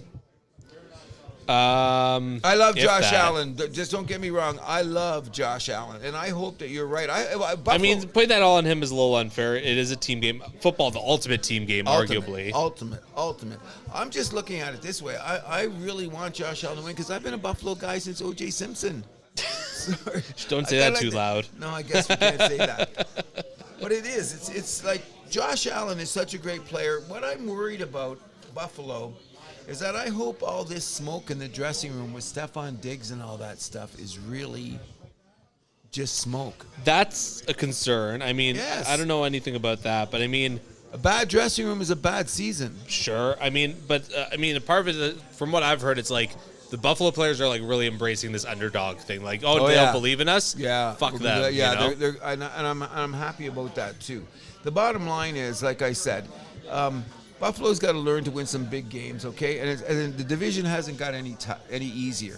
Arguably, it's a division with no division has 4 quarterbacks to stack up like they do. And I think one thing with Buffalo that I like is obviously Von Miller is out right now, but when he does come back, I think that's going to be a big boost for that team. Of course, and I took Buffalo as my fantasy team defense. By the way, that's a good pick. I thought so too. I had them ranked like top 5 fantasy defenses. They're going to be there. But like once again, Andrew, the bottom line is this: nobody's played it down. So who's your MVP? My MVP once again is going to be Patrick Mahomes. Boo! How predictable. Oh, I'm going to tell you why. Because I'm also going to say this. I don't understand, like, it's going to be quarterbacks forever, but I was really hoping, why can't a guy like John Jefferson be in the talk for Justin Jefferson? Justin Jefferson. Why can't he be in the talk for MVP? Why can't, I mean, I agree. Like they never get the time of day, and I don't get it. It's because the wording of most valuable player. If it was most outstanding player, I think that would open the door to a lot of these wide receivers, running backs to win the award. Minnesota made the playoffs last year. Who was their most valuable player? Wasn't Kirk Cousins? Yeah. Yeah, so Justin he Jefferson. So then Well, I had who took number 1 last night in my draft. Way to go. So what I'm saying, like the bottom line is, like in perspective, like he could be a most valuable player, and I don't understand why he doesn't get the treatment that he does. Derrick Henry should have been a MVP. I don't disagree with that, but it's all because of the wording of most valuable player, right? They should change. I agree. Like this is where like a lot of leagues should take a page from the CFL. Most outstanding player. Okay. Yeah. And then maybe I don't get it. I'll be interested to see where that's going to go. One of the things I want to say is I'm going to say one of my takes this year is I believe that the best defensive player of the year is going to be a cornerback. Okay, you're not going to say who though. I'm trying to figure it out and it's not going to be Jalen Ramsey. I think it's going to be like the guy on Dallas. Diggs? That's a cornerback. Yeah, I think one of those guys. Like some of those guys. He will make some great plays, but then he'll also let some guys slip by. I don't think it's going to be him. Well, I'm not sure either, but I'm trying to think around the league. A couple guys. There's like that guy on the Jets. What's his name? Okay. I forget. I should have wrote these down. Tell you the truth, Mr. Milani can tell you this. I don't have a notebook. We'll give you a little peek behind the curtain here. Yeah, I didn't have a notebook. I had a bunch of these guys written down in my notebook. For some reason, I left it behind. But I do believe that a cornerback will win has a good shot, or will be definitely in there. Because usually linebackers and Like defensive line, guys are like always edge rushers. Yeah, they're all going to get that thing. I think this year we're going to see a cornerback going to be on that too. I also think. Do you think who do you think is going to be the most impactful rookie? Bijan Robinson, Atlanta. Okay, That's the obvious choice, but I mean, no, the word around the campfire. Come on. This guy could be MVP. They're saying if he has the year that he has, because Atlanta has a serious O-line. They just haven't anybody to exploit it yet. And this could be it. We'll see. I mean, it's a team that also loves to shoot themselves in the foot. We saw that a lot last year. I heard. Yes, they did. I'm not going to be biased. I'm going to leave him out of it because I don't want to have any jinx. But our boy Gibbs in Detroit is getting huge props. Is also a rookie. But I'm thinking the guy, because they have offensive player of the year and defensive player of the year, right? Rookie of the year. I really believe it's going to be Carter in Philadelphia, the one that everyone left in the draft because he had those issues, which apparently are getting cleared up. That's good. Of course, we're not going to have to deal with Massimo, my buddy's an Eagles fan. He's going to love to hear that. Oh, I think that, he and the guys, they said he looks great in camp. I'm still pissed at Detroit for letting him go by, even though we dropped and we made all the trade and shit. Like, this guy could be a generational defensive player. And a couple of your teams let guys slip by. We're going to get Although, for hockey, Ryan Bacher's looking good. Sleepers and disappointments, anyone else you want to name? I already talked about Pittsburgh and Miami a little bit. Okay, so you're saying, obviously, that your sleeper is going to have to be Pittsburgh, and mine's going to have to be Cleveland. Okay. Because they're both going to be talking about that way. I think the biggest disappointment in the year, really, I'm going to say this now, I'm going to be the biggest contradiction, because I had to take him because all the pundits shoved him down my throat. If San Francisco falls off the cliff, you heard it here first. Didn't you just pick them to win the division? I did that, but that's the one at home. I had everything filled in except for that one, and I was even going to say Seattle and the Rams ahead of them. It's just that the San Francisco's defense is so good. I'd look like an idiot. Yeah. Not bring them in there, but if San Francisco's a team that falls off the cliff, I'm putting them over there. I just think because the Brock Purdy thing, they had some, what's going on? You don't like Big Cock Brock? No, I'm not. I you know what? On paper, everything's on paper, guy. Until you play a down. And so I'm nervous about the fact that San Francisco's been knocking at the door. If you don't get in sometimes, then they push you back to the line and say come back a couple years later. I'll add another one to my disappointments, and it's a team that you had in a wild card seed. Who's that? The Jets? Chargers. Oh, the Chargers. Okay. So, and a lot of this, like, I love their offense. Okay. I love their offense. I think their coach is a dummy. Well, that seems to be the issue. But I'm saying they're another team that I think that Herbert, who, like, they had a pretty good start, but towards the end when things got a little bit crazy, it was because of injuries. He didn't have any weapons. Things kind of fell apart. I'm thinking San Diego might. L.A. Another Freudian slip. Yeah, yes, I can't help it. But I really think that the Bolts, they have a chance. I'm thinking, like, they're going to do more. You know what I mean? I've read too many numbers. I love Justin Herbert. Yeah, and their lineup's consistent. Yeah. Like, they don't have every year. Like, I heard Matt Stafford say in an interview today, you don't realize this, but you know that 40% of your roster changes every year in the NFL. Oh, for sure, because It's like the cap. The cap and all that. So it's like and I've heard it, Brady talk about this. It's like every year is a new process. Every year is a new game. Every year is a new journey. And I respect that. So I'm saying San Diego's on there. I think that the coach sometimes overthinks himself. And I think that's why. Or underthinks. Underthinks. What do you think about the guy in Miami? You're saying Miami's going to step back. Yeah. And he is a wonder. Yeah. He's supposed to be the wonder kid coach. I'm still trying to figure that guy out. Very smart. Yeah, he is very smart. I don't know about motivational because I don't know, maybe just because he looks like a bigger nerd than me on the field. Maybe that could be why. Well, here's the thing is, like he's the guy like my mom sees. She's like, he does not look like a football coach. Yeah. Okay. So then what happens is what works is like you got him, and then you got my guy Dan Campbell in Detroit. Oh. So I love Dan Campbell, by the way. I do too. I really want him to bring in the Lion. I'm pissed about that. I want him to walk in. No, the first home opener, he's coming down with a Bengal a lion in his state lion going down there. Wouldn't that be just freaking He's going to have to settle for like a stuffed animal. or one of those guys in those stupid suits or whatever, which I hope that would be really there. But that's a juxtaposition in coaches. Yep. You got the one guy looking like this, the one guy looking like that. And all it is what matters is results. Yeah. Because another thing I wanted to say the other day, and people say, do you really mean that? And I'm going to say this once again. My goal in life is to never say a player sucks again. Is this after our NFL and Canada debate? Still, you got it, because it's about the results may suck. Sure. So you got to put that into perspective. From now on, I'm not going to say nobody sucks. You make it to the game. Look at the sacrifice. The work. I will hold you to that. You will. It's going to be hard. For me, it's going to be super, super hard, especially like... I wanted you to say that the next time you see Vladdy not running down that ball to first base. You're killing me.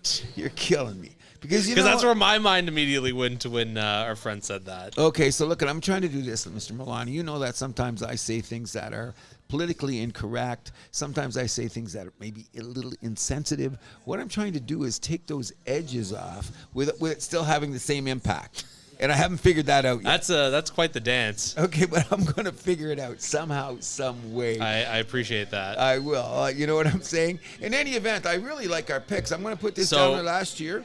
So before we go, I want to ask you your line. I want to say have us guess our records for our team. So the Lions, how many wins? 11.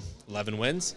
I think my Patriots get 9. I think we're going to be frighteningly mediocre this year. 9, yes. I hope not. I just like Belichick. I've always liked Brady, and I think I like Bill O'Brien too as our offensive coordinator, a real offensive coordinator, might I add. 5 years ago, you couldn't say boo against Bill Belichick, and as of late, sometimes I hear people picking at Scabs, and I go, I know. It's the first time where I'm starting to hear people think it could be the end of Belichick in New England. Belichick leaves when he wants. I cannot believe how fickle. Like I told you, history's last week, right? Yeah. Like that's history's now. Okay, so I'm saying that's what scares me about the whole, how can you just say a man that has this reputation has gone this far and suddenly he's this bad? Yeah. It's just awful. And one last thing I want to ask you. Sure. Super Bowl picks. We didn't get to that. I'm calling it the same as last year. For the first time since the Buffalo Bills and the Dallas Cowboys repeated back in the day, I'm saying we're going to see another Philadelphia-Kansas City final. I think both those teams are likely to make the championship game, but I think they both lose. Who are you going to pick then? You're going to love this. Not Cincy. Cincinnati. Oh, that's and outrageous. The 49ers. And the 49ers. And I'm not, buddy. Look at me. I had to backtrack in the San Francisco, and I've got Cincy not even making the playoffs. Yep. Well, it's gonna opposite ends here at the house that happens. That's exactly. why you listen. And not only that is because we believe what we're saying. There's going to be a lot of arguments. Do you have okay? Let's go right now, really quickly, before I give you my conclusion. Any hot picks on the games on Sunday? Oh, we should get one. I guess we got to give our points against the picks against the spread. Spreads. Here we go. Yeah. Alrighty. So we'll start with tonight's game. I'm taking the Lions in the points. The line's at 4 now. Oh, I want the opening line. No, I'm still taking the Lions in the points. Okay. I'll take the Chiefs. Okay, the Chiefs. Yeah. I'll take the Lions. Ravens 9.5 favorites at home to Houston. I'm taking the Ravens. Yeah, I'm taking the Ravens too. No doubt. That should be a. I think that's going to be take like 20. That's going to be. I was going to say it's going to be a 20 point blowout. You know what that's going to be? That's a rookie going, welcome, with that Baltimore defense going, welcome to the NFL, kid. Yeah. This ain't the SEC. Falcons hosting the Panthers at home, 3.5 favorites. Falcons all day. Yeah, I'm taking Atlanta too. I think Carolina's going to have a miserable season. Me too. But Bryce Young might have his welcome to the NFL moment there. He's going to have a Trevor Lawrence year. That's what he's going to have, his rookie, that kind of rookie year. Cleveland, 2.5 dogs at home to the Bengals. Come on, bro.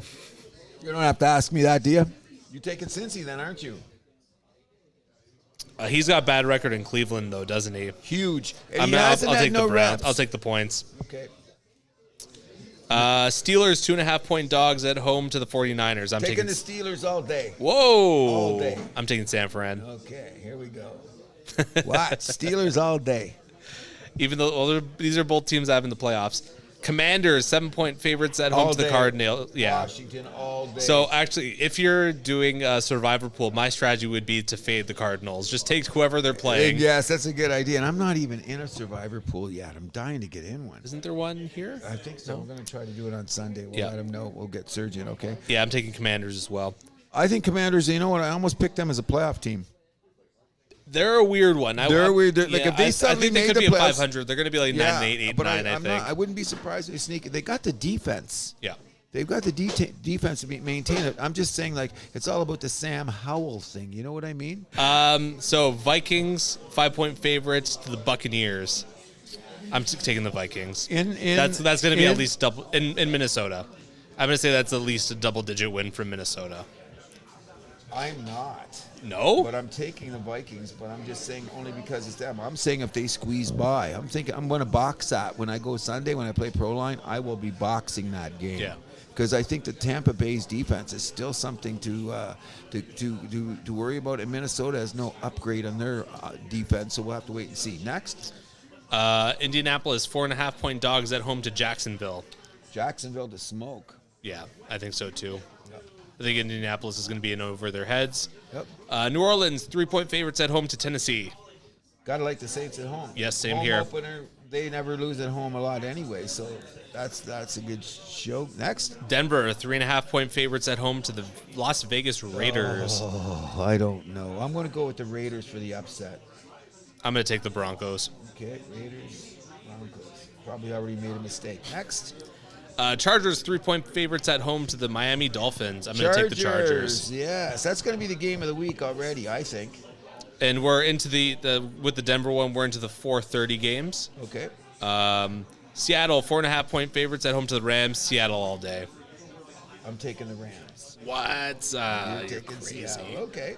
Did the Bears change their logo? Yes, they did, by the looks of it. The Bears? Yeah. No, that's the alternate logo. They got that as... No, that's the old school one. They had that from way back. Yeah, but it's always been the C is their... Yeah, but now they have the front-facing scary bear. Yeah, they had that when I was a kid. That's been around a long time. The Bears are playing who? Green Bay, 1-point favorites at home. I'm going to take Green Bay.